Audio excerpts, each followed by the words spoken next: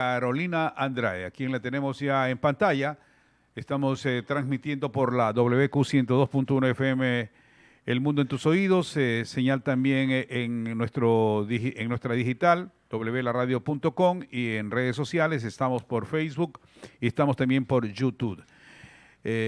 Carolina es politóloga y analista en seguridad. La primera pregunta, Carolina, bienvenida. ¿Por qué, si estamos en estado de emergencia, y hablo por Guayaquil, parecería que hay un desafío? Estado de emergencia, vamos a poner una bomba. Estado de emergencia, vamos a matar a todas estas personas que están allí. Es decir, creo que es como 20 muertes apenas comenzó el estado de emergencia. ¿A qué se debe esto? Carolina Andrade, bienvenida. Buenos días. Hola, buenos días, William. Un saludo a todas las amables personas que nos siguen y nos escuchan. Creo que lo que tenemos que mirar es un tema, una cronología de cómo ha venido aumentando la violencia y la inseguridad en el país y específicamente en Guayaquil. Obviamente existe esa percepción de que se está desafiando el estado de excepción que se ha decretado a partir del 14 de agosto, pero la realidad nos muestra es que el estado de excepción es una herramienta parche para un momento, para tratar de contener, porque limita ciertas libertades y permite a la policía focalizar junto a Fuerzas Armadas sus esfuerzos en diferentes partes del país o diferentes parroquias. Sin embargo, y esto hay que estar muy claros las y los ecuatorianos, esto no aborda los temas de fondo.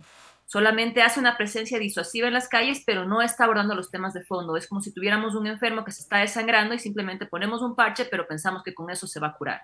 Entonces, ese es el gran desafío que tiene el gobierno y parece que no está viendo realmente los temas de fondo estructurales para dar respuestas que den resultados en el mediano y largo plazo. Y creo que eso a los ecuatorianos y al país nos está costando las vidas y nos está costando el miedo y la inseguridad en el que vivimos.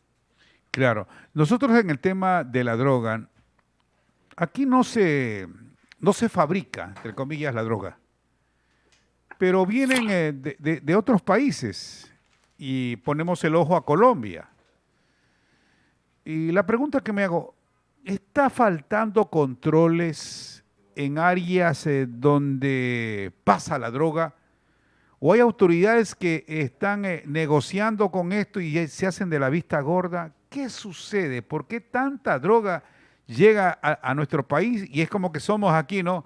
No, en Ecuador es fácil que salga la droga, porque por este país no puede salir. ¿Cómo opinar al respecto? O mejor dicho, el análisis que podemos dar a esta situación, Carolina.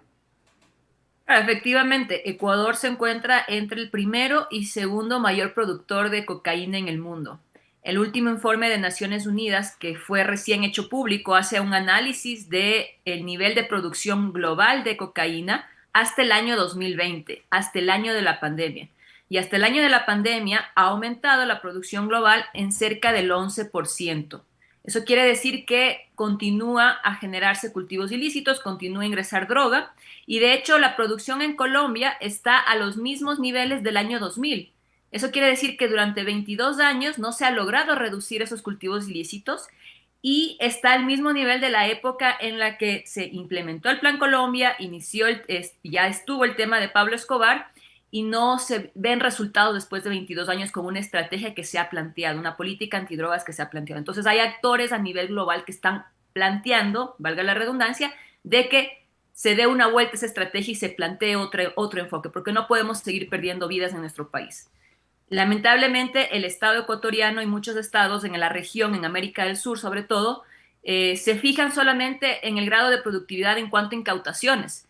Es un indicador que hay que cuidar y que hay que fortalecer, pero también como ecuatorianos nos interesa que los homicidios, las muertes violentas, la inseguridad no sea consecuencia de ese narcotráfico, se quede en nuestro país. Claro. Analizando un poco en esto, Carolina Andrade con nosotros, politóloga y analista en seguridad a propósito de lo que está ocurriendo aquí en nuestro país. Voy a la otra. Voy a nombrar cartel de Medellín con Pablo Escobar, Orejuela, cartel de Cali. Aparentemente esos carteles no dejaban que entre los mexicanos, que haya competencia. Como desapareció el cartel de Medellín, desaparece el cartel de Cali, es una especie como que todos están dispersos. Hay varios actores, hay varios líderes, y es decir que la puja ahí, la entre comillas, se da a que se intente o que traspase la frontera hacia Ecuador, repito, lo que antes no se permitía con Escobar ni con los hermanos Orejuela. Bueno, hay que entender el funcionamiento de estas organizaciones criminales como una especie de holding empresarial. O sea, ellos miran sus intereses, se asocian, generan vínculos, negocios ilícitos a través de las economías criminales. Entonces, para ellos no existen fronteras. No existen fronteras y si es que alguien es parte de ese interés de generar fronteras a nivel de controles, a nivel de control de la fuerza pública, a nivel de control político, a nivel del control en los espacios de aduanas para sacar a través de los puertos, etcétera, lo que hacen justamente es activar redes de corrupción a través de flujos financieros ilícitos. Entonces, esa es una visión que hay que mirar sobre estas organizaciones y obviamente también buscan generar ventajas competitivas con nuevos aliados locales para que les ayuden en diferentes procesos de distribución, de almacenamiento, de envío y de seguridad, ¿no es cierto? Cada uno cumple un rol dentro de esa estructura. Entonces, es ahí donde el trabajo de la policía debería enfocarse en fortalecer tanto sus capacidades de inteligencia como sus capacidades de investigación especial.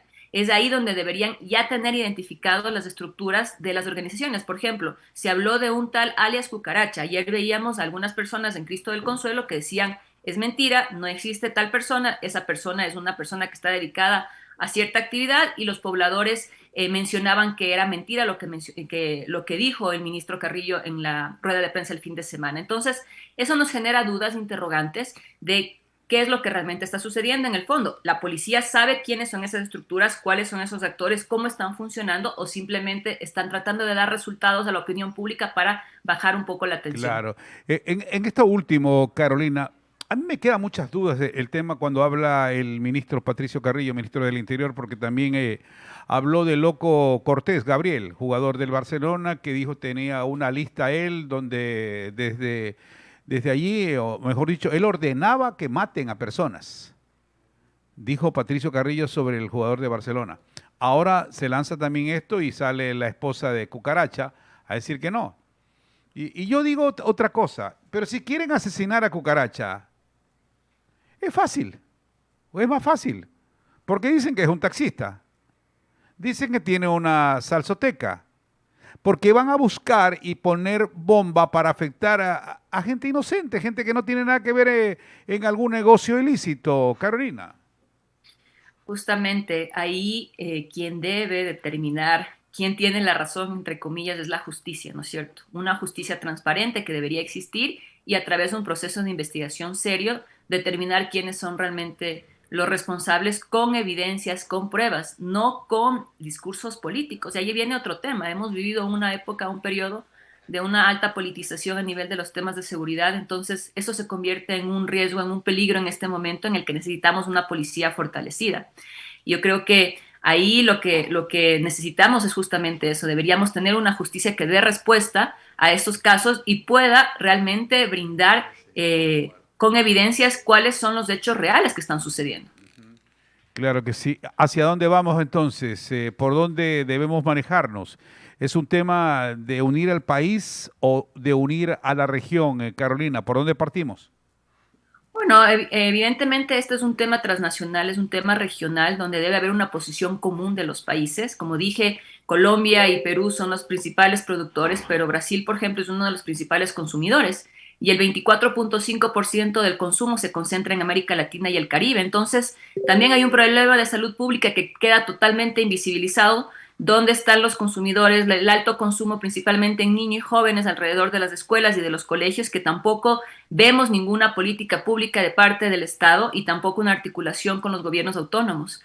Lo que estamos viendo, si haríamos una cronología, una línea de tiempo en cuanto a la frecuencia y la fuerza de los hechos que se han visto a nivel de homicidios, a nivel de los diferentes... no olvidemos que desde que inició el año se han desarrollado 147 eventos con artefactos explosivos. No es el primero el que observamos ahí en Cristo del Consuelo. Y de hecho, la misma magnitud de muerte y de pérdidas de vidas humanas vimos en la playita del Guasmo. este fin de semana también en Río Verde. Entonces, no se trata de un atentado terrorista, se trata de atentados contra la vida. Quiere decir que no podemos salir libremente, no podemos ir a lugares de esparcimiento porque tenemos miedo y temor de que algo pueda suceder y que estemos en el lugar equivocado en el momento equivocado. Entonces, ahí es donde Sí. debemos buscar respuestas conjuntas y ya hemos venido insistiendo al Estado, al gobierno nacional, de que se realice una estrategia de intervención integral junto con el Ministerio de Inclusión Económica y Social, Salud, Educación, que se invierte en prevención mientras se fortalecen las capacidades de inteligencia y de investigación especial. Sin embargo, seguimos viendo estas soluciones parche con el estado de excepción, que lo único que hace es, entre comillas, ganar tiempo, pero estamos caminando contra reloj y no podemos seguir perdiendo tiempo porque esto puede seguir incrementando en intensidad y en violencia hacia lugares donde haya más gente inocente y que pueda perder sus vidas. Eso sí, esos son los temores que bien explica Carolina Andrade. Gracias, politóloga y analista en seguridad, por acompañarnos esta mañana. Muy amable, un abrazo a la distancia. Muchísimas gracias a ustedes. Un abrazo también. La hora es